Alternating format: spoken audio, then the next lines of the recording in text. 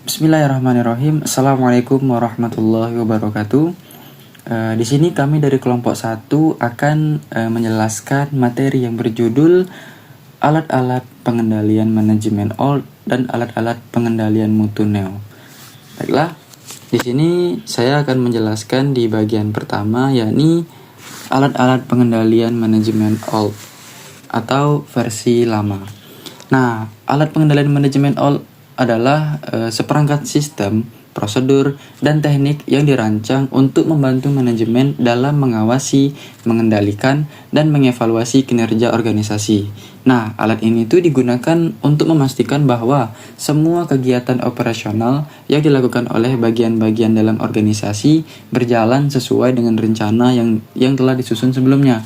Nah, dengan adanya alat ini, manajemen itu bisa mengetahui apakah pelaksanaan pekerjaan sudah sesuai dengan standar yang ditetapkan, apakah ada penyimpangan, dan apa saja yang perlu diperbaiki.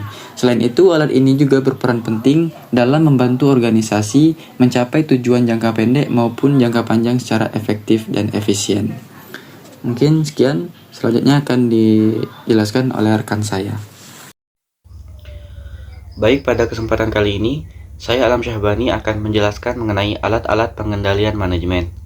Yang pertama ada anggaran.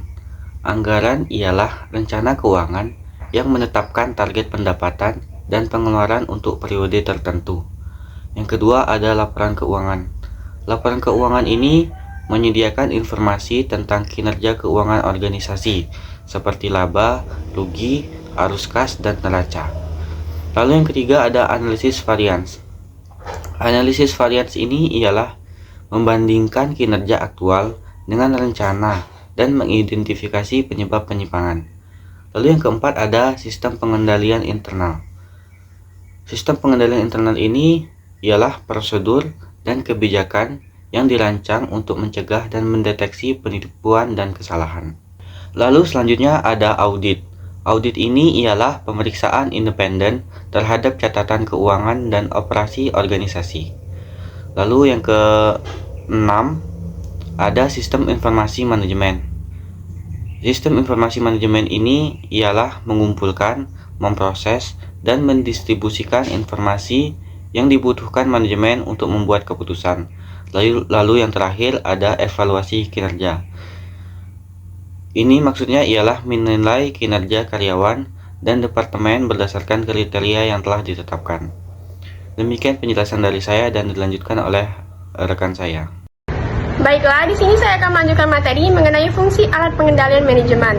Yang pertama, memantau kinerja, yaitu alat ini memungkinkan manajemen untuk mengukur kinerja organisasi secara berkala. Yang kedua, mendeteksi penyimpangan, yaitu alat ini membantu mengidentifikasi perbedaan antara kinerja yang direncanakan dan kinerja yang sebenarnya. Yang ketiga, mengoreksi penyimpangan, yaitu alat ini membantu manajemen mengambil tindakan korektif untuk memperbaiki kinerja yang menyimpang. Yang keempat, memperbaiki proses, yaitu alat ini membantu manajemen untuk mengidentifikasi dan memperbaiki proses yang tidak efisien. Yang kelima, meningkatkan efisiensi, yaitu alat ini membantu meningkatkan efisiensi operasional dan penggunaan sumber daya. Sekian pemaparan materi dari saya dan akan dilanjutkan oleh pemateri selanjutnya. Baiklah, selanjutnya saya akan menjelaskan pengertian alat pengendalian mutu. Alat-alat pengendalian mutu adalah metode, teknik, dan alat yang digunakan untuk memastikan bahwa produk dan layanan yang dihasilkan memenuhi standar kualitas yang ditentukan. Tujuannya adalah untuk mencegah cacat, peningkatan efisiensi produk, mencapai kepuasan pelanggan. Sekian dari saya, terima kasih. Saya Fatia Rahma menjelaskan materi tentang alat-alat pengendalian mutu new atau terbaru. Adapun yang pertama yakni diagram Pareto. Nah, alat ini membantu mengidentifikasi masalah kualitas yang paling sering terjadi berdasarkan frekuensi kemunculannya. Yang kedua ada diagram penyebab dan akibat. Alat ini digunakan untuk mengidentifikasi penyebab potensial dari sebuah masalah kualitas. Selanjutnya ada diagram alir. Alat ini menggambarkan langkah-langkah dalam proses produksi atau layanan untuk mengidentifikasi potensial titik lemah. Selanjutnya ada peta kendali. Alat ini digunakan untuk memantau stabilitas proses produksi dan mendeteksi perubahan yang tidak diinginkan. Selanjutnya, stratifikasi. Alat ini digunakan untuk mengelompokkan data berdasarkan karakteristik tertentu untuk mengidentifikasi pola atau tren. Selanjutnya ada diagram scatter.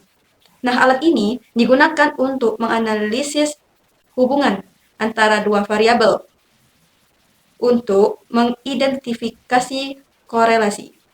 Selanjutnya, histogram. Alat ini digunakan untuk menampilkan distribusi data dan kecenderungan analisis penyebab. Selanjutnya, akar. Nah, teknik ini digunakan untuk mengidentifikasi penyebab utama masalah kualitas dan mengembangkan solusi yang efektif. Demikian penjelasan dari saya. Dilanjutkan oleh pemateri berikutnya. Baik, materi selanjutnya akan saya jelaskan yaitu tentang fungsi utama alat pengendalian mutu new. Yang pertama yaitu mencegah cacatnya produk. Fungsi utama adalah untuk mencegah munculnya cacat atau ketidaksesuaian produk atau jasa sejak tahap awal produksi atau penyediaan barang dan jasa. Nah, selanjutnya yaitu meningkatkan kualitas produk. Alat pengendalian mutu membantu dalam meningkatkan kualitas atau jasa secara berkelanjutan. Nah, selanjutnya yaitu memenuhi standar kualitas. Alat ini memastikan bahwa produk atau jasa yang dihasilkan selalu memenuhi standar kualitas yang telah ditetapkan, baik itu standar internal perusahaan atau standar eksternal yang berlaku di industri tersebut. Nah, selanjutnya yaitu meningkatkan efisiensi produktivitas dengan mengidentifikasi dan menghilangkan pemborosan serta mengoptimalkan proses. Alat-alat pengendalian mutu dapat meningkatkan efisiensi dan produktivitas dalam proses produksi atau penyediaan jasa. Selanjutnya yaitu mengurangi biaya dengan mencegah cacat produk, dapat meningkatkan efisiensi penggunaan alat pengendalian mutu, dapat membantu mengurangi biaya produksi dan meningkatkan keuntungan tersebut. Selanjutnya yaitu meningkatkan kepuasan pelanggan. Kualitas produk atau jasa yang terjaga dapat meningkatkan kualitas pelanggan dan membangun loyalitas pelanggan. Selanjutnya yaitu memperbaiki proses. Alat ini digunakan tidak hanya mengidentifikasi masalah dalam produk, tetapi juga membantu dalam mengidentifikasi akar penyebab masalah dan memberikan solusi untuk perbaikan proses secara berkelanjutan. Yang terakhir yaitu memenuhi standar persyaratan regulasi. Beberapa industri memiliki persyaratan regulasi yang ketat terkait kualitas produk. Alat pengendalian mutu membantu perusahaan untuk memenuhi syarat tersebut dan menghindari sanksi yang terjadi pada produk. Baiklah, masuk ke dalam kesimpulan.